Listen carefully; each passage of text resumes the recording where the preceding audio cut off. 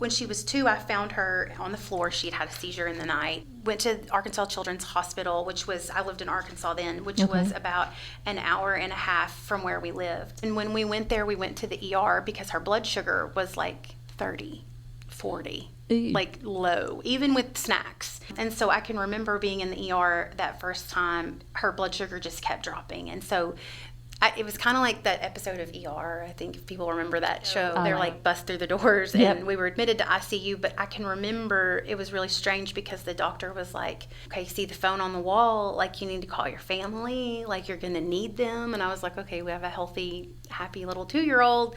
Like what in the world is going on?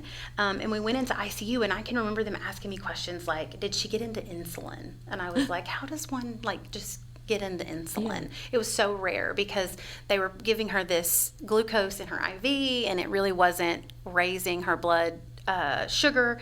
They didn't really know what was going on.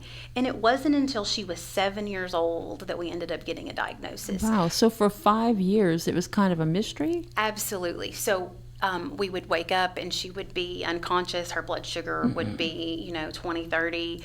We would carry her to the hospital.